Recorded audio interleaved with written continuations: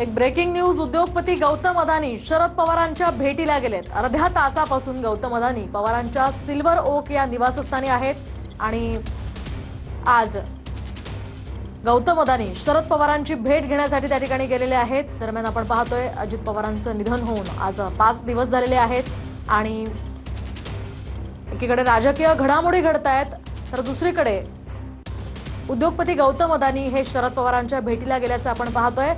या संदर्भात आपण अधिकची माहिती जाणून घेऊयात आमचे प्रतिनिधी रणजित इंगळे यांच्याकडून। रणजित, काय सांगाल? गेल्या अर्धा तासापासून गौतम अदानी शरद पवार यांच्या निवासस्थानी आहेत, काय नेमकी माहिती मिळू शकली आहे?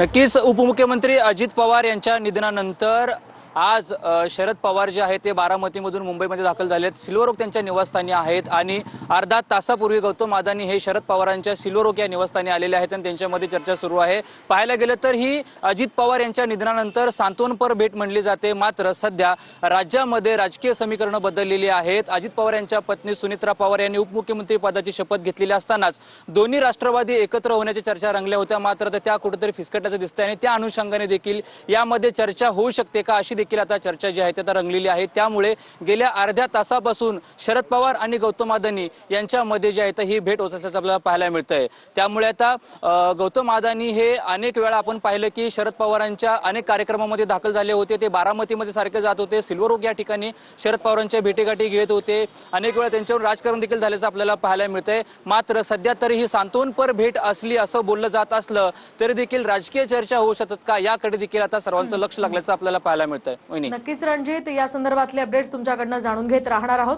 तुर्तास धन्यवाद दिलेल्या या सविस्तर माहितीसाठी।